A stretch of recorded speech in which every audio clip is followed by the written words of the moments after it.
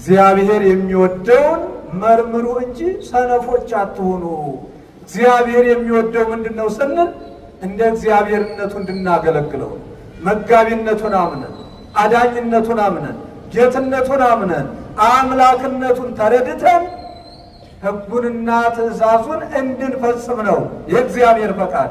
ይህንን የማናደርግ ከሆነ ማመናችን ብቻ ሊያስመሰግነን አይችልም። ሰነፎች ነው የሚያሰኘን።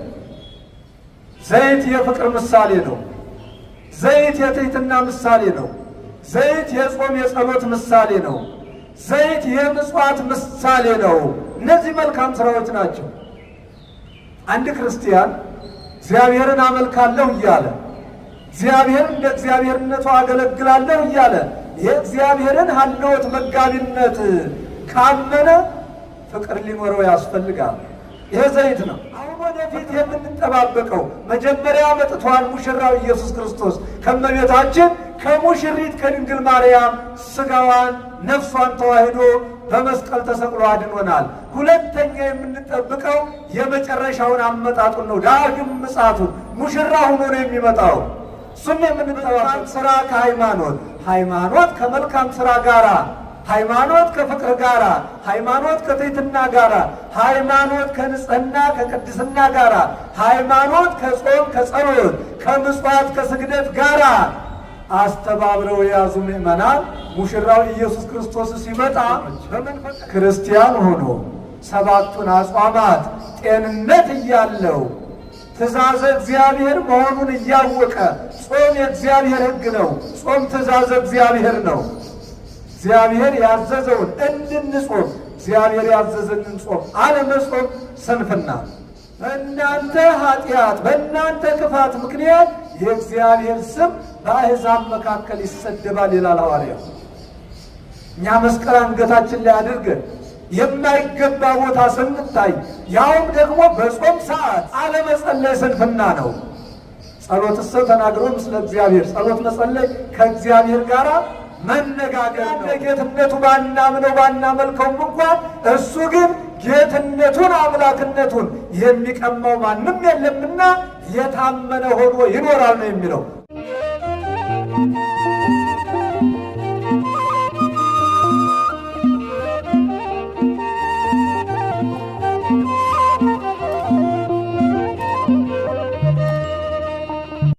ክቡር አባታችን ሊቀ ብርሃናት የመቅደሱ የደብራችን አስተዳዳሪ፣ የተከበሩ መምህራችን ሊቀ ጠበብት ፍስሐ፣ የደብራችን የስብከተ ወንጌል ኃላፊ ክቡር አባታችን ቆሞስ አባ ኢየጊስ፣ የደብራችን ቄሰ ገበዝ አገልጋይ፣ ክቡራን አባቶች ካህናት፣ ወንድሞቼ ዲያቆናት፣ የተከበራችሁና የተወደዳችሁ የሰንበት ትምህርት ቤት መዘምራንና መዘምራት፣ የተከበራችሁና የተወደዳችሁ የእግዚአብሔር ቤተሰቦች፣ ወንድሞች፣ እህቶች፣ ሁላችሁም ክርስቲያኖች በእግዚአብሔር ፍጹም ሰላም እንደምን ከረማችሁ?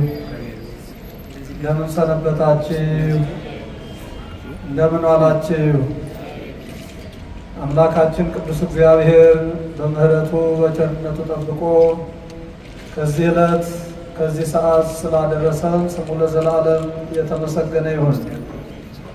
የእናታችን የእመቤታችን የድንግል ማርያም አማላጅነቷ፣ ቅዱሳን መላእክት ጥበቃ፣ የአምላካችን ቸርነት ከሁላችን ጋር ይሁን።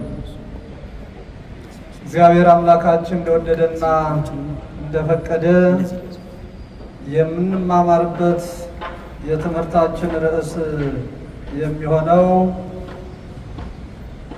በሐዋርያው ወቅዱስ ጳውሎስ መልእክት ወደ ኤፌሶን ሰዎች በጻፈው መልእክቱ ምዕራፍ 5 ቁጥር 17 ላይ ያለውን ኃይለ ቃል መነሻ በማድረግ ይሆናል። ኃይለ ቃሉ ምን ይላል? ኢትኩኑ አብዳነ፣ ሰነፎች አትሁኑ። ወደ ኤፌሶን ሰዎች በጻፈው መልእክቱ ምዕራፍ 5 ቁጥር 17 ላይ የምናገኘው ኃይለ ቃል ነው። ሰነፎች አትሁኑ፣ አላህ አልዩ ፈቃደ እግዚአብሔር፣ እግዚአብሔር የሚወደውን የእግዚአብሔርን ፈቃድ መርምሩ እንጂ ሰነፎች አትሁኑ። በዚህ ርዕስ አምላካችን ቅዱስ እግዚአብሔር የሚረባንን የሚጠቅመንን ከእሱ ጋር የምንገናኝበትን መልካም ስራ የምንሰራበትን ትምህርት እንዲያስተምረን ፈቃዱ ይሆንልን። ለሁላችንም ምስጢሩን ጥበቡን ማስተዋሉን ያድለን። ሰነፎች አትሁኑ። እንግዲህ ሐዋርያው ቅዱስ ጳውሎስ 14 መልእክታትን ጽፏል። 14ቱ መልእክታት በተለያዩ ሀገር ለሚኖሩ ምእመናን በማህበርም እንዲሁ በግለሰብ ደረጃም የጻፋቸው ናቸው። ለማህበረ ምእመናን በአጠቃላይ በየሀገሩ ላሉ በሮሜ፣ በቆሮንቶስ፣ በገላትያ፣ በኤፌሶን፣ በተሰሎንቄ፣ በፊልጵስዩስ በየሀገሩ የተለያየ ሀገር ላሉ ጽፏል። እንዲሁ ደግሞ ለግለሰቦች የጻፈው መልእክትም አለ። ከነዚህ በግለሰብ ደረጃ ከጻፋቸው መልእክቶቹ ለልጁ በመንፈሳዊ አገልግሎት ለወለደው በመንፈሳዊ አገልግሎት ራሱን አስመስሎ ለተካው ለጢሞቴዎስ የላከው አለ፣ ለቲቶ የላከው አለ፣ ለፊልሞና የላካቸው መልእክቶች አሉ። እነዚህ ሶስቱ በግለሰብ ደረጃ የተላኩ ናቸው እና አሁን የምናየው በኤፌሶን ላሉ ኤፌሶን በምትባል ሀገር ለሚኖሩ ምእመናን ለሚኖሩ ክርስቲያኖች የጻፈላቸው ምክር አዘል ትምህርታዊ መልእክት ነው። ወደኋላ መለስ ብላችሁ አጠቃላይ ምዕራፉን ሙሉ ብታነቡት ብዙ ቁም ነገር ታገኙበታላችሁ። እኔ ያነሳሁት እዚህ ላይ ለርዕስ የሚሆነንን የምንነጋገርበትን ብቻ ቀንጨብ አድርጌ ነው። እንዲህ ይላል መለስ ብለን ወደኋላ ስናነበው እግዚአብሔር እንግዲህ እንደ አዋቂዎች እንጂ እንደ አላዋቂዎች ሳይሆን እንዴት እንድትመላለሱ በጥንቃቄ እወቁ ይላል። ቁጥር 15 ጀምሮ ስናነበው እንደ አዋቂዎች እንጂ እንደ አላዋቂዎች እንዴት እንድትመላለሱ በጥንቃቄ እወቁ። ቀኖቹ ክፉዎች ናቸውና ዘመኑን ዋጁት። ምኖቹ ክፉ ናቸውና ቀኖቹ ክፉዎች ናቸውና ወደፊት ያሉት አሁንም ያላችሁበት አሁንም የምትኖሩባቸው ጊዜያት ክፉዎች ናቸውና ዘመኑን ዋጁት። ስለዚህም ሰነፎች አትሁኑ፣ የእግዚአብሔርን ፈቃድ አስተውሉ እንጂ። ወደፊት ያለውም ብዙ ምክር የሚሰጥ ነው። ሰው በመጠጣት፣ በመብላት፣ በመደነስ፣ በመጨፈር ሕይወቱን ማርከስ እንደሌለበት እግዚአብሔር ደስ የሚሰኝበት ስራ ምን እንደሆነ እየመረመረ በንጽህና በቅድስና በምስጋና መኖር እንዳለበት የሚመክር ነው። ወደፊትም ያለው እንደ አዋቂዎች እንጂ እንደ አላዋቂዎች እንዴት እንድትመላለሱ በጥንቃቄ እወቁ። እንደ አዋቂዎች ነው መመላለስ ያለባችሁ፣ መኖር ያለባችሁ በዚህ ዓለም ስትኖሩ። እንደ አላዋቂዎች፣ እንደ ሰነፎች፣ እንደ ካዲያን ሳይሆን እንደ አዋቂዎች፣ እንደ ሐዋርያት፣ እንደ አዋቂዎች፣ እንደ ሰብአ አርድእት ብሩሆች እንደሆኑ እንደ 36ቱ ቅዱሳት አንስት ከዛም በኋላ እንደተነሱ የእግዚአብሔር አገልጋዮች ደጋግ ምእመናን እንደነዛ መኖር እንዳለባችሁ እንጂ እንደ ካዲያን እንደ ሰነፎች ከእግዚአብሔር እንደተለዩ እንደነሱ እንዳትመላለሱ እንዳትኖሩ በጥንቃቄ እወቁ። ቀኖቹ ክፉዎች ናቸውና ዘመኑን ዋጁት። ዛሬ ብቻ አይደለም ክፉ ቀን የነበረው ማለት ነው። በዛን ጊዜም እነ ቅዱስ ጳውሎስ በነበሩበት ዘመንም ክፉ ዘመን ነበር ማለት ነው። አላዋቂዎቹም የበዙበት ጊዜ ነበር ማለት ነው። እንግዲህ ዘመኑ ክፉ ነው ስንል ዘመን በራሱ ክፉ አይደለም፣ ጊዜ በራሱ ክፉ አይደለም፣ ቀን በራሱ ክፉ አይደለም። ክፉ ዘመን ነው ብሎ እግዚአብሔር የፈጠረው ዘመን የለም። ከሰባቱ ዕለታት ይህኛው ክፉ ቀን ነው ብሎ ክፉ ዕለት ነው ብሎ የፈጠረው የለም። የዕለታት ክፉ ነው ተብሎ የተፈጠረ ቀን አለ። የዘመናት ክፉ አለው። ዘመኑን የምናከፋው ዘመኑንም ጥሩ ዘመን የምናሰኘው ቀኖቹን ክፉ ተብለው እንዲጠሩ የምናደርጋቸው መልካም ዘመኖች ናቸው ተብለው እንዲጠሩ የምናደርጋቸው እኛ የሰው ልጆች ነን። ዘመኑን አትንቀፍ እስመ ዘመን አንተ፣ ዘመን አንተ ራስህ ነህ ይላል መጽሐፍ። ዘመኑ ክፉ ነው አትበል፣ ዘመን አንተ ራስህ ነህ።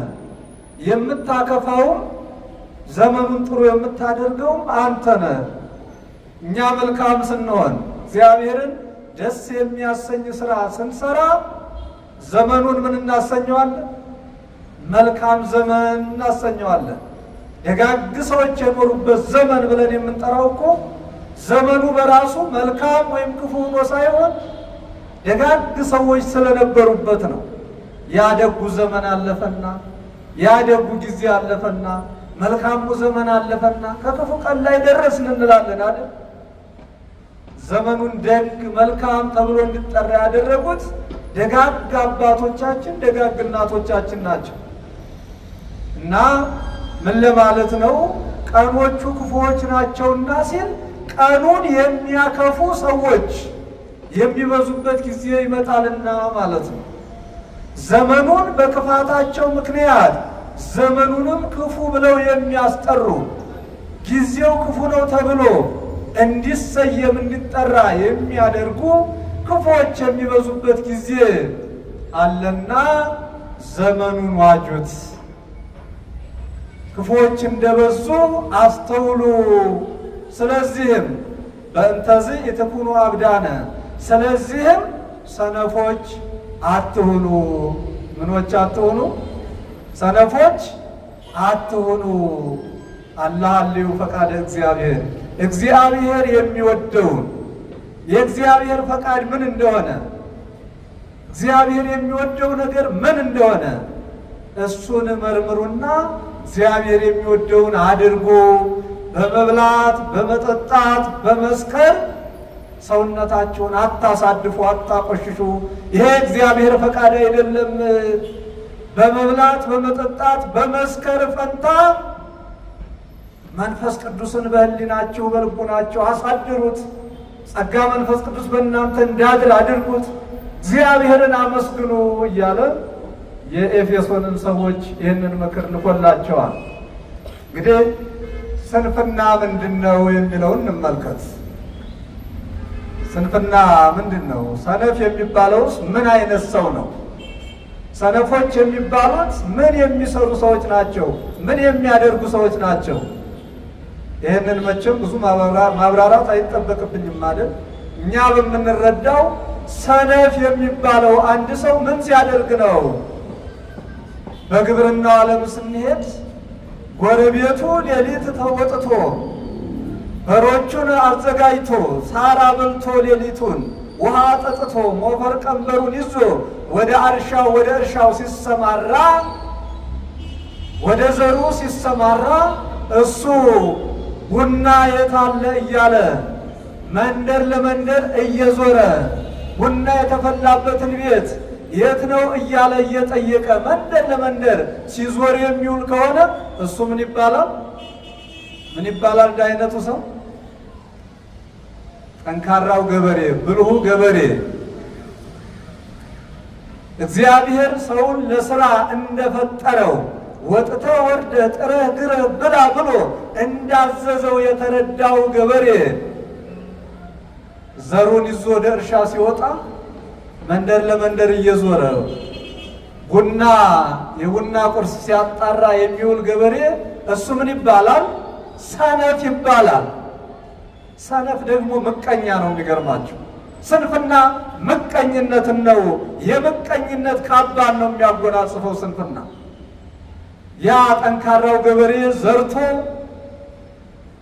የሚገባውን ድካም እግዚአብሔር ዘሩን ያበቅልለታል። አርሞ ኮትኩቶ ፍሬውን ሲሰበስብ ምርቱን በጎተራ በጉድጓድ ሲሰበስብ ያ መንደር ለመንደር ሲዞር ቡና ሲያጣራ የነበረው ሰነፉ በዛ በጠንካራው ገበሬ ይቀናል፣ ምቀኝነት ያድርበታል። ስንፍና ምቀኛ ነው የሚያደርገው። እውነት ሐሰት? እውነት ሐሰት? ሰነፍ ሰው ምቀኛ ነው። በታታሪው ሰው ወጥቶ ወርዶ ጥሮ ግሮ ራሱን በሚያስተዳድረው ቤተሰቡን በሚያስተዳድረው በሱ ይቀናል። ምክንያቱም አልሰራም። እንደ አይነቱ ሰው ሰነፍ ይባላል። ወደ ንግዱ ዓለምም ስንሄድ ነጋዴው ወጥቶ ወርዶ ትርፋማ ሲሆን ማዕድ ካለበት ዝም ብሎ እያሰሱ ሄዶ መቅረብ ይህ ስንፍና ነው። ቀለዋጭም የሚያሰኝ ስድብ ያስከትላል። እና በአጠቃላይ በዚህ በስጋዊው ዓለም ስናይ በግብርናውም ይሁን በንግዱ ዓለም በአጠቃላይ ሰው ራሱን ሰርቶ ወጥቶ ወርዶ ማስተዳደር በሚችልባቸው የሥራ ዘርፎች በአንዱ ተሰማርቶ ታታሪ ሆኖ ራሱን የማይረዳ ቤተሰቡን የማይረዳ ቤተሰቡን የሚያስርብ ሚስቱን የሚያስርብ ልጆቹን ለረሃብ የሚያጋልጥ ጉልበት እያለው እንደ አይነቱ ሰነፍ ይባላል። ሰነፍ ይባላል። ሰነፍ ደግሞ እንዳልኳችሁ ምቀኛ ነው። ሰነፍ ጎረቤት አይጣልባችሁ። ሰነፍ ጎረቤት ካላችሁ ሁል ጊዜ በሰቀቀን ነው የምትኖሩት። ሁል ጊዜ እናንተ ሀብት ሲወጣ ሲገባ የእናንተ ንብረት ያን እየቆጠረ ነው የሚኖረው እና እንደ አይነቱ ሰነፍ ይባላል። ይህ በስጋዊው ዓለም ነው። ሐዋርያው ቅዱስ ጳውሎስ ግን እዚህ ላይ ሰነፎች አትሁኑ የሚለው በመንፈሳዊ ሕይወት ሰነፎች አትሁኑ፣ በስጋዊው አኗኗርም ሰነፎች እንዳሉ ሁሉ በመንፈሳዊ አኗኗርም ሰነፎች ነበሩና በዛ በኤፌሶን ክርስቲያኖች መካከል ለመንፈሳዊ ሕይወት የማይጠነክሩ የማይበረቱ እግዚአብሔር በሰጣቸው አእምሮ ተመራምረው እግዚአብሔርን ደስ የሚያሰኘውን ነገር መስራት የማይችሉ በኃጢአት እግዚአብሔርን የሚያሳዝኑ ሰነፎች ነበሩና በዛ እንዳይሰንፉ ሰነፎች አትሆኑ ብሎ መክሯቸዋል። እንግዲህ በመንፈሳዊ ሕይወት ሰነፍ የሚባለው ምን ሲያደርግ ነው ወይም ደግሞ ምን ሳያደርግ ሲቀር ነው የሚለውን ስንመለከት በመጀመሪያ በመንፈሳዊ ሕይወት ሰነፍ የሚያሰኘው በመጀመሪያ ደረጃ እግዚአብሔርን እንደ እግዚአብሔርነቱ አለማወቅ ነው።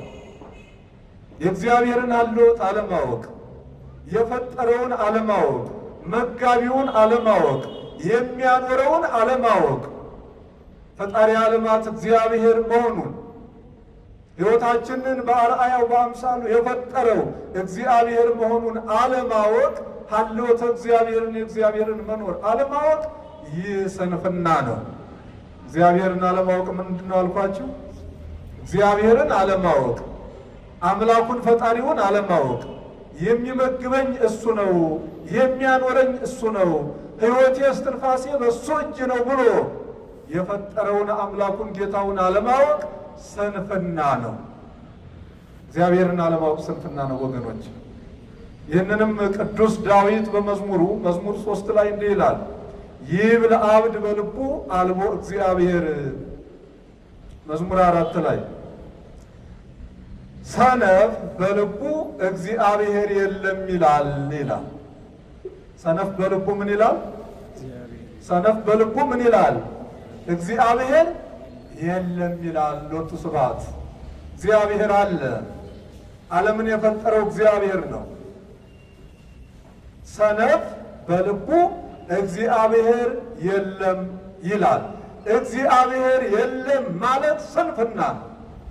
ስንፍና ነው። የእሱ አለማመን እግዚአብሔርን የለም ሊያሰኘው አይቻልም። ሰው ባያምን እግዚአብሔር የለም። ሰው እግዚአብሔርን እንደ እግዚአብሔርነቱ ባያመልከው የእግዚአብሔር አምላክነት የለም ይባላል? እግዚአብሔር የለም ይባላል? ስለዚህ ሀልዎተ እግዚአብሔርን መካድ፣ የእግዚአብሔርን መኖር፣ የእግዚአብሔርን መጋቢነት አለማመን፣ አለመረዳት፣ አለማወቅ ይሄ የመጀመሪያው ስንፍና ነው። ሰነፎች አትሆኑ፣ እግዚአብሔር የለም አትበሉ። እግዚአብሔር የለም አትበሉ። እግዚአብሔር አለ። ዓለምን ፈጥሮ እየገዛ እያስተዳደረ ነው፣ እየመራ ነው። እስትንፋሳችን ያለው በሱ እጅ ነው። ስለዚህ እግዚአብሔር የለም የሚሉ አካላት የሚሉ ወገኖች ሰነፎች ተብለው ይገለጻሉ። ይሄ መጀመሪያው ነው። ሌላው ደግሞ እግዚአብሔር መኖሩን ቢያምን እንኳን አንድ ሰው እግዚአብሔር መኖሩን ቢያምንም እንደ እግዚአብሔርነቱ እንደ ጌትነቱ የማያመልከው ከሆነ ደግሞ እሱ ሰነፍ ይባላል። ሐዋርያው ቅዱስ ጳውሎስ በሮሜ መልእክቱ ምዕራፍ 1 ቁጥር 18 ጀምሮ ስታነቡ እግዚአብሔርን እንደ እግዚአብሔርነቱ ስላላመለኩት ወእንዘ ይፈቅዱ ይጥበቡ አብዱ፣ ሊራቀቁ ሲወዱ ሰነፎች ሆኑ፣ አላዋቂዎች ሆኑ ይላል። አላዋቂዎች ሆኑ። እግዚአብሔርን እንደ እግዚአብሔርነቱ እያወቁ ስላላመለኩት፣ ስላላገለገሉት፣ ሕጉን ስላልፈጸሙ ሰነፎች ሆኑ። በዓለም ላይ እንራቀቃለን ሲሉ ሰነፎች ሆኑ ይላል። እግዚአብሔርን ለእግዚአብሔርነቱ ካወቁ በኋላ ካመኑ በኋላ መጋቢነቱን አዳኝነቱን ካወቅን በኋላ እንደ እግዚአብሔርነቱ የማናከብረው ከሆነ እንደ እግዚአብሔርነቱ የማንገዛለት ከሆነ እንደ እግዚአብሔርነቱ የማናገለግለው ከሆነ ትእዛዙንና ሕጉን የማንፈጽም ከሆነ እሱም ሰነፎች ያሰኘናል። ሰነፍ ያሰኛል። እግዚአብሔር የሚወደውን መርምሩ እንጂ ሰነፎች አትሁኑ። እግዚአብሔር የሚወደው ምንድን ነው ስንል እንደ እግዚአብሔርነቱ እንድናገለግለው መጋቢነቱን አምነን አዳኝነቱን አምነን ጌትነቱን አምነን አምላክነቱን ተረድተን ሕጉንና ትእዛዙን እንድንፈጽም ነው የእግዚአብሔር ፈቃድ። ይህንን የማናደርግ ከሆነ ማመናችን ብቻ ሊያስመሰግነን አይችልም። ሰነፎች ነው የሚያሰኘን። ይሄ ሌላው ነው። ሌላው ሰነፍ የሚያሰኘው በክርስቲያናዊ ሕይወት በመንፈሳዊ ሕይወት እግዚአብሔርን አምላክነቱን ተረድቶ አውቆ ሕጉን በከፊል እፈጽማለሁ እያለ ነገር ግን ደግሞ ሌሎቹን ሕግጋት የሚያፈርስ ከሆነ እሱም ሰነፍ ከመባል አያድነው። በዚህ በማቴዎስ ወንጌል ምዕራፍ 25 ከቁጥር 1 ጀምሮ ስናነብ የ10 ቆነጃጅቶችን ታሪክ እናገኛለን። አምላካችን በ10 ቆነጃጅቶች መስሎ ያስተማረበትን የትምህርት ክፍል እናነባለን።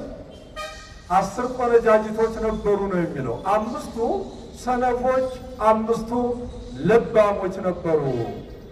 ከ10ሩ 5ቱ ምኖች ነበሩ? 5ቱ ሰነፎች ነበሩ። 5ቱ ደግሞ ብልሆች ነበሩ። ጠባባት ይላቸዋል። ብልሆች። እነዚህ ብልሆቹ እነዚህ ጠባባት የተባሉት 5ቱ ቆነጃጅት በማሰሯቸው ዘይት ሞልተዋል። ዘይት ይዘዋል። ዘይቱን ብቻ ሳይሆን መብራቱንም አዘጋጅተዋል። ፈትሉን አዘጋጅተዋል። እንግዲህ ፈትል ብቻውን ያለ ዘይት ይበራል? ዘይት ብቻውን ያለ ፈትል ሊበራ ይችላል? አይችልም። ብርሃን ሊሰጥ አይችልም። ዘይቱ ከፈትሉ ጋራ፣ ፈትሉ ከዘይቱ ጋራ ሲዋሃድ ነው መብራት የሚችለው። እነዚህ 5ቱ ብልሆች ደናግል ዘይታቸውን በማሰሯቸው ሞልተው ይዘዋል። እንዲሁ ደግሞ ከዘይቱ ጋር ተዋህዶ መብራት መስጠት የሚችለውን ፈትልም ይዘዋል። ሙሽራ እየጠበቁ ነው 10ሩ። 5ቱ ሰነፎች ደግሞ በማሰሯቸው ዘይት ይዘዋል፣ ነገር ግን ፈትል አልያዙም። ፈትል አልያዙም። ዘይት ብቻውን መብራት ይችላል? አይበራም። ዘይቱን ሞልተው ይዘዋል በማሰሯቸው፣ በፋኖሳቸው ነዳጁን ይዘዋል፣ ፈትል ግን አልያዙም። በዚህ ሰዓት ሙሽራው በመንፈቀ ሌሊት መጣ። ሙሽራ የሚጠባበቁ ቆነጃጅት ናቸው። ሙሽራው በመንፈቀ ሌሊት መጣ፣ ሚዜዎቹን አስከትሎ በድምፀ መላእክት መጣ፣ በዝማሬ መጣ። በዚህ ሰዓት ዘይታቸውን ከመብራታቸው ጋር ከፈትሉ ጋር ይዘው የሚጠባበቁ ደናግል ዘይቱንም ይዘዋል፣ ፈትሉንም ይዘዋል። መብራታቸውን ፈትሉን ከዘይቱ ጋር አዋህደው መብራታቸውን አብርተው ሙሽራውን ተቀብለው ከሙሽራው ጋር እየዘመሩ እልል እያሉ ሙሽራውን ይዘው ወደ ሙሽራው ቤት ገቡ። ሙሽራውን ይዘው ገቡ። አምስቱ ቆነጃጅት ሰነፎች የተባሉት ደግሞ ዘይት ብቻ ስለያዙ እባካችሁ ፈትል ስጡን፣ እኛ የያዝነው ዘይት ብቻ ነው። ወይም ደግሞ ማሰሮ ይዘዋል፣ ማሰሮ ይዘዋል፣ ዘይት ግን የላቸውም። ማሰሮ ብቻውን ምን ያደርጋል ያለ ዘይት? እባካችሁ ዘይት አበድሩን ብለው እነዛን አምስቱን ልባሞች ጠየቋቸው። ለራሳችን የሚበቃ ዘይት ነው የያዝነው፣ ለእናንተ የሚተርፍ አልያዝንም። ሂዱና ዘይት ከሚሸጥበት ገዝታችሁ ኑ አሏቸው። አሁን ሙሽራው ደርሷል። እነዛ ተዘጋጅተው እየተቀበሉ ነው። ከዚህ በኋላ ዘይት ወዳለበት ሱቅ ሊገዙ ቢሄዱ ሙሽራው ትቷቸው ይገባል። እንግዳ ሲመጣ ምን ይባላል? እንደ አይነቱ አነጋገር እንግዳ ሲመጣ በርበሬ ወገጣ ይላሉ። እንግዳ ሲመጣ በርበሬ አይደለዝም፣ አይወቀጥም። አስቀድሞ ነው የሚዘጋጀው እንግዳ እንደሚመጣ ታውቆ እና ሂዳችሁ ግዙ አሏቸው። ሊገዙ ሄዱ። እነዛ ሰነፎቹ ዘይት ወዳለበት ሊገዙ ሲሄዱ ብልሆቹ ሙሽራውን አጅበው ወደሚገባው ሙሽራው ወደሚያርፍበት ቤት ገቡ። እነዛ ተመልሰው መጡ። በሩ ከተዘጋ በኋላ ሙሽራው ከሚዜዎቹ ጋር ከገባ በኋላ እነዛ ብልሆቹም ከገቡ በኋላ በሩ ተዘግቷል። መጥተው በሩን አንኳኩ ሰነፎቹ። አረወነ እግዚኦ፣ አቤቱ በሩን ክፈትልን አሉ። እናንተ ሰነፎች አላውቃችሁም፣ እንደነዚህ እንደ ጓደኞቻችሁ ተግታችሁ አልጠበቃችሁም። የሚገባው ዘይቱን በማሰሯችሁ ሞልታችሁ አልጠበቃችሁምና አላውቃችሁም። በሩ ተዘግቷል፣ ከዚህ በኋላ በሩ አይከፈትም ብሎ ይህንን ምላሽ ሰጣቸው። እናንተ ሰነፎች ነው ያላቸው። እናንተ ሰነፎች። ስለዚህ ወገኖች ይሄ በምሳሌ ነው ያስተማረው አምላካችን። አስሩ ቆነጃጅት የተባሉ ምዕመናንን የሚወክሉ ናቸው። ክርስቲያኖችን የሚወክሉ ናቸው።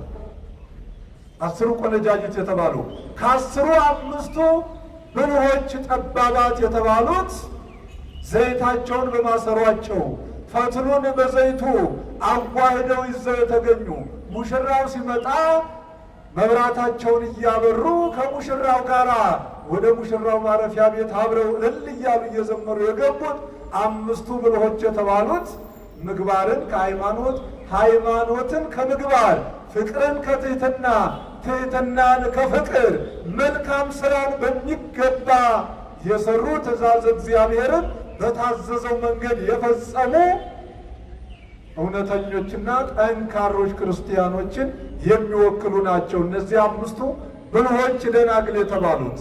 እነዛ ሰነፎች የተባሉትስ ማሰሮ ይዘዋል፣ ምን ግን የላቸውም አልኳቸው? ዘይት የላቸውም። ከዘይቱ ጋር ተዋህዶ የሚበራ ፈትል አልያዙ። እነዚህም ክርስቲያኖች ናቸው፣ ማሰሮ አላቸው። ማሰሮ የሃይማኖት ምሳሌ ነው። ዘይት መብራት የመልካም ስራ ምሳሌ ነው። ማሰሮ አላቸው ማለት ምን አላቸው? ሰነፎቹ ክርስቲያኖች ሃይማኖት አላቸው። የእግዚአብሔርን ፈጣሪነት፣ የእግዚአብሔርን መጋቢነት፣ የእግዚአብሔርን አምላክነት፣ የእግዚአብሔርን አዳኝነት ያውቃሉ፣ ያምናሉ።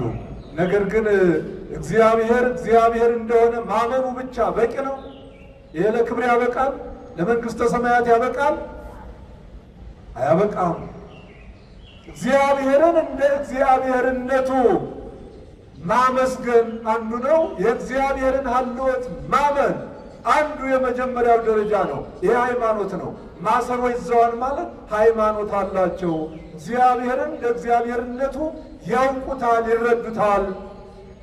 ዘይቱና መብራቱ ደግሞ መልካም ስራ የላቸውም ማለት ነው። እነዚህ ሰነፎች መልካም ስራ የላቸውም። ዘይት የፍቅር ምሳሌ ነው። ዘይት የትሕትና ምሳሌ ነው። ዘይት የጾም የጸሎት ምሳሌ ነው። ዘይት የምጽዋት ምሳሌ ነው። እነዚህ መልካም ስራዎች ናቸው።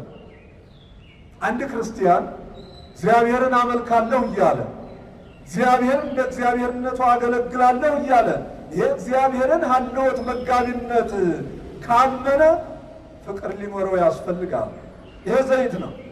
ፍቅር ከሌለው ማሰሮ ብቻውን የያዘ ማሰሮ ብቻ ይዘው እንደተገኙና አላውቃቸውም እንደተባሉ እንደነዛ ሰነፎች እንደተባሉ ቆነጃጅት ነው የሚቆጠረው። እና እነዚህ አምስቱ ማሰሮ ብቻ ይዘው ተገኙ የተባሉት ሃይማኖት እያላቸው መልካም ስራ የሌላቸውን ክርስቲያኖች የሚወክሉ ናቸው። ሙሽራው የአማናዊ ሙሽራ የመድኃኒታችን የኢየሱስ ክርስቶስ ምሳሌ ነው። አምላካችን መድኃኒታችን ኢየሱስ ክርስቶስ ሙሽራ ተብሎ ተጠርተዋል። በትፍስሕት ጻኡ ተቀበሉ፣ ደስ ብሏችሁ ደስ ተሰኝታችሁ ወጥታችሁ ተቀበሉ። በጽሐ መርአዊ ፍስሐ ለኩሉ፣ የሁሉ ደስታ ሁሉም ደስ የሚያሰኝ መርአዊ ሙሽራው ክርስቶስ መጥቷልና ብሎ ቅዱስ ያሬድ ሙሽራ እያለ ዘምሮለታል። አማናዊ ሙሽራ፣ የምእመናን ሙሽራ፣ የቀራንዮ ሙሽራ፣ የክርስቲያኖች ሙሽራ ነው። የምንጠባበቀው አማናዊ ሙሽራ ነው። አምላካችን መድኃኒታችን ኢየሱስ ክርስቶስ ለስም አጠራሩ ክብር ምስጋና ይግባው። እሱን የምንጠባበቀው አሁን ወደፊት የምንጠባበቀው መጀመሪያ መጥቷል ሙሽራው ኢየሱስ ክርስቶስ ከመቤታችን ከሙሽሪት ከድንግል ማርያም ስጋዋን ነፍሷን ተዋህዶ በመስቀል ተሰቅሎ አድኖናል። ሁለተኛ የምንጠብቀው የመጨረሻውን አመጣጡን ነው። ዳግም ምጽአቱን ሙሽራ ሆኖ ነው የሚመጣው። እሱን የምንጠባበቀው እና ሙሽራው ኢየሱስ ክርስቶስ ምሳሌ ነው። እነዛ ሙሽራው ሲመጣ ዘይታቸውን ከመብራታቸው ጋር አዋህደው ስለተገኙ ከሙሽራው ጋር እንደገቡ ሁሉ መልካም ስራ ከሃይማኖት፣ ሃይማኖት ከመልካም ስራ ጋር፣ ሃይማኖት ከፍቅር ጋር፣ ሃይማኖት ከትሕትና ጋር፣ ሃይማኖት ከንጽህና ከቅድስና ጋር፣ ሃይማኖት ከጾም ከጸሎት ከምጽዋት ከስግደት ጋር አስተባብረው የያዙ ምእመናን ሙሽራው ኢየሱስ ክርስቶስ ሲመጣ በመንፈቀ ሌሊት ነው የሚመጣው። አማናዊ ሙሽራ ኢየሱስ ክርስቶስ በዘመነ ዮሐንስ በዕለተ እሁድ በመንፈቀ ሌሊት ነው ዳግም የሚመጣው። ይህን ዓለም ለማሳለፍ ለክርስቲያኖች ለእያንዳንዳችን እንደ ስራችን ዋጋችንን ለመስጠት የሚመጣው በመንፈቀ ሌሊት ነው። ሙሽራው መጣ የተባለው በመንፈቀ ሌሊት ነው አይደል? ጌታችን ኢየሱስ ክርስቶስ የሚመጣው በመንፈቀ ሌሊት ነው። ያን ጊዜ ምግባር ከሃይማኖት አስተባብረው የያዙ ምእመናን ከሙሽራው ከኢየሱስ ክርስቶስ ጋር ወደ ተዘጋጀላቸው ስፍራ ወደ መንግሥተ ሰማያት ይገባሉ። በቀኙ ያቆማቸዋል። ንዑ ኀቤየ ቡሩካን ወላቡየ፣ እናንተ የአባቴ ቡሩካን ኑ ዓለም ሳይፈጠር ወዳዘጋጀሁላችሁ ወደ መንግሥተ ሰማያት ግቡ ብሎ ምእመናንን ሃይማኖት ከምግባር አንድ አድርገው የያዙ ምእመናንን ይዟቸው ወደ መንግሥተ ሰማያት ይገባል። በመንግሥተ ሰማያት ያኖራቸዋል። ሰነፎች የተባሉ ሃይማኖት እያላቸው ጾም ጸሎት የሌላቸው፣ ፍቅር የሌላቸው፣ ትሕትና የሌላቸው፣ ትዕግስት የሌላቸው፣ እግዚአብሔርን እንደ እግዚአብሔርነቱ የማያገለግሉት፣ እንደ እግዚአብሔርነቱ የማያመሰግኑት፣ ትእዛዙን የማይፈጽሙ ምእመናን ግን ሃይማኖት ቢኖራቸውም እንኳን ከሙሽራው ጋር ወደ መንግሥተ ሰማያት መግባት አይችልም። ለምን? መብራት የላቸው፣ ፍቅር የላቸው፣ ትሕትና የላቸው። ወገኖች ሁላችንም ክርስቲያኖች ነን። የእግዚአብሔርን ሀልወት እናውቃለን። የእግዚአብሔርን አምላክነት እናምናለን። የእግዚአብሔርን መጋቢነት እናምናለን። ነገር ግን ፍቅር አለን ወይ ነው። ማሰሮውን ይዘናል። ፍቅር አለ። እያንዳንዳችን እርስ በርሳችን እንፈቃቀራለን። ፍቅርማ ቢኖር በሀገራችን በዓለማችን የምናየው ክፉ ነገር ሁሉ እንዲህ ድብልቅልቁ አይወጣም ነበረ። ምን ስለሌለን ነው? ሃይማኖት አለን፣ ማሰሮ አለን፣ መብራቱ ፍቅር ግን የለንም። ፍቅር ከሌለን ደግሞ ሐዋርያው ቅዱስ ጳውሎስ ለቆሮንቶስ ምዕመናን እንደጻፈላቸው ስለ ሃይማኖቴ ሰውነቴን ለሞት አሳልፌ ብሰጥ፣ ለእሳት ለስለት አሳልፌ ብሰጥ እንኳን ፍቅርን ግን ከሌለኝ ምንድን ነኝ ነው ያለው? እንደሚንሿሿ ጸናጽል ነኝ። ጸናጽል ሰው ካላንሿሿው፣ ሰው ካላንኳኳው ድምፅ አይሰጥም። እንደዛ ነኝ፣ ዋጋ አልባ ነኝ ማለቱ።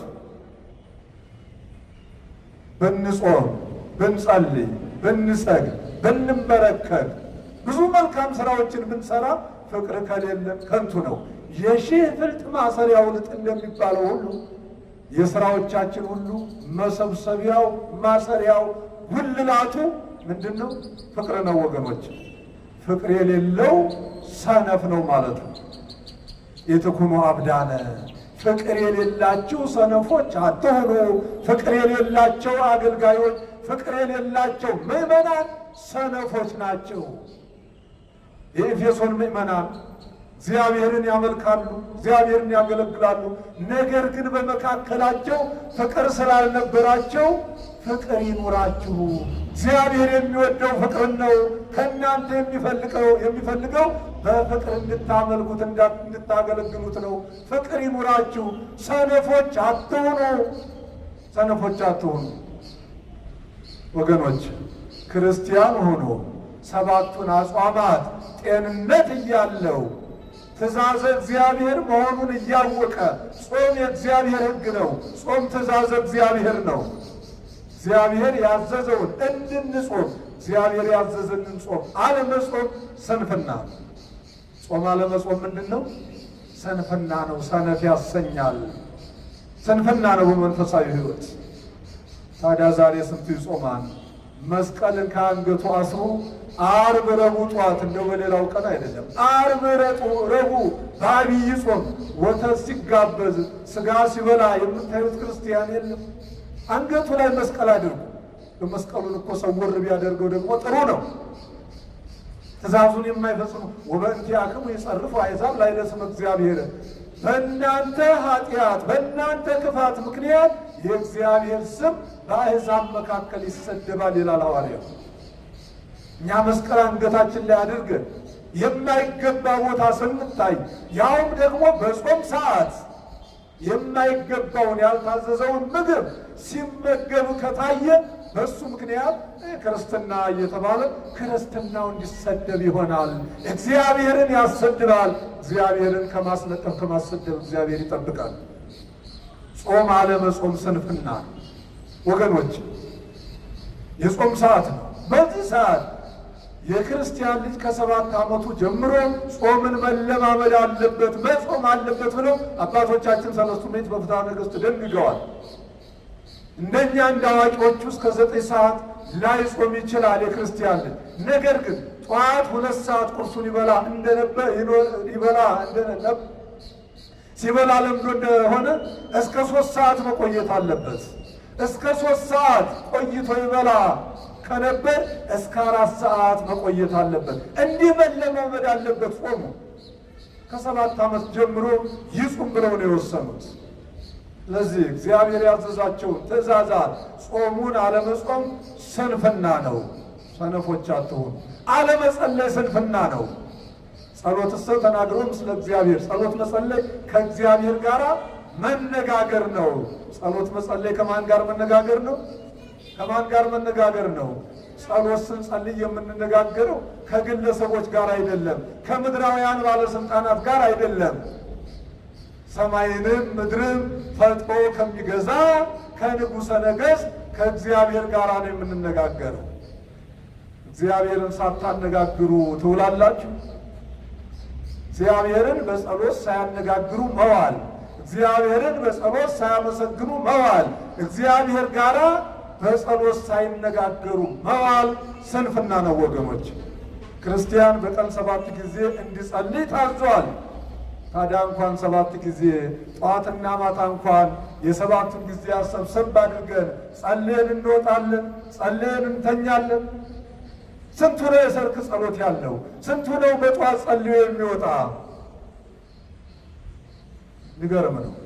ቢያንስ በ7ቱ ጊዜያት እንኳን መጸለይ ባትችሉ በጠዋትና በማታ ጸሎት ሊኖራችሁ ያስፈልጋል። እግዚአብሔርን ሳታነጋግሩ አትውጡ። እግዚአብሔርን ሳታነጋግሩ አትተኙ። እግዚአብሔር ሆይ ሌሊቱን በሰላም እንዳሳደርከኝ ቀኑንም በሰላም አውለኝ ሳትሉ ትወጣላችሁ። አባታችን ሆይ በሰማያት የምትኖር ስምህ ይቀደስ ሳትሉ አትውጡ። ከክፉ ሁሉ አድነን እንጂ ሳትሉ አትዋሉ፣ አትደሩ። የምንጸልየው እኮ ለራሳችን ነው። ለእግዚአብሔር የሚጠቅመው ነገር አለ? እግዚአብሔር ብናመልከው ባናመልከው፣ ብናመሰግነው ባናመሰግነው እሱ የሚጎድልበት ነገር አለ?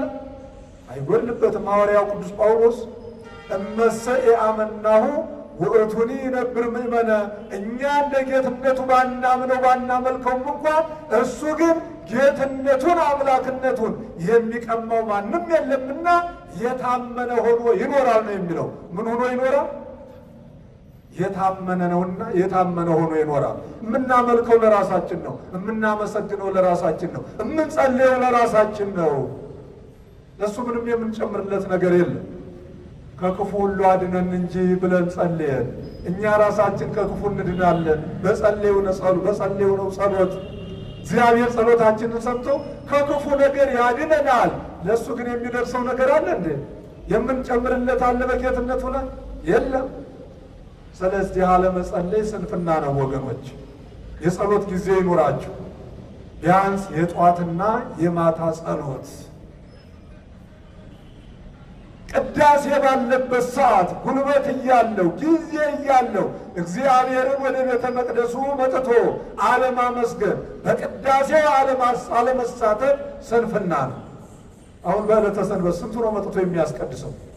ቤቱ ተኝቶ የሚያረፍ፣ ቤቱ ተኝቶ የሚውል ይህች ቀን የረፍት ቀን ናት ብሎ እዛው እያንቀላፋ የሚውል ክርስቲያን የለም። በስሙ ተጠርቶ ከሥላሴ ልጅነትን አግኝቶ መስቀል አስሮ ክርስቲያን ተብሎ ተጠርቶ በዕለተ ሰንበት እንኳን መጥቶ የማያስቀድስ ክርስቲያን እኮ አለ ወገኖች። አለማስቀደስ ስንፍና ነው ክርስቲያን ሆኖ። ስለዚህ በአጠቃላይ እግዚአብሔር የሚወደው ምን እንደሆነ፣ እግዚአብሔር የሚፈቅደው ምን እንደሆነ መርምሩ እንጂ ሰነፎች አትሁኑ። እግዚአብሔር የሚወደው በፍቅር እንድንኖር ነው። እግዚአብሔር የሚወደው እንደ እግዚአብሔርነቱ እንድናገለግለው እንድናመልከው ነው። እግዚአብሔር የሚወደው ሕጉንና ትእዛዙን እንድንፈጽም ነው። እግዚአብሔር የሚወደው እርስ በርሳችን እንድንፋቀር ነው። እግዚአብሔር የሚወደው እርስ በርሳችን እንድንከባበር ነው። እርስ በርስ አለመከባበር፣ እርስ በርስ አለመረዳዳት ስንፍና ነው። ዘመኑ ክፉ ነውና ቀኖቹ ክፉዎች ናቸውና ዘመኑን ዋጁት። የእግዚአብሔር ልጆች ከሰይጣን ልጆች ተለይተን እግዚአብሔር እንደ እግዚአብሔርነቱ ማገልገልና ሕጉንና ትእዛዙን እየፈጸም እግዚአብሔርን ደስ የሚያሰኘውን ሰርተን መንግሥቱን ለመውረስ መዘጋጀት አለብን። የትኩኑ አብዳነ አላህ ልዩ ፈቃደ እግዚአብሔር። እግዚአብሔር የሚወደውን መርምሮ እንጂ እግዚአብሔር የሚፈቅደውን መርምራችሁ እሱ የሚወደውን ሰርታችሁ ሰማያዊ መንግሥቱን ለመውረስ ተዘጋጁ እንጂ ሰነፎች አትሁኑ። ሰነፎች አትሁኑ። ኃጢአት መስራት ስንፍና ነው። ዝሙት ስንፍና ነው። ሐሜት ስንፍና ነው። እርስ በርስ መለያየት ስንፍና ነው። መናፍቅነት ስንፍና ነው። ወንድሙን ለመደብደብ ብትር ማንሳት፣ ቢላዋ መሳል ስንፍና ነው። በስንፍና ተኝተን ከተገኘን አደጋው ከባድ ነው። በነፍስም በሥጋም እንጠፋለን።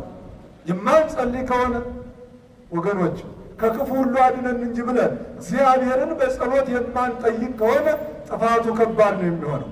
በሥጋ ብቻ አይደለም፣ መልካም ሥራ ሳንሰራ እርስ በርሳችን ሳንፋቀር እግዚአብሔርን ደስ የሚያሰኘውን ሥራ ሳንሰራ በሥጋም መከራ ቢመጣብን፣ በሥጋም ፈተና ቢመጣብን ለመልካም ስራ ሳንዘጋጅና እግዚአብሔርን ደስ ሳናሰኝ ውድቀታችን ከባድ ነው የሚሆነው።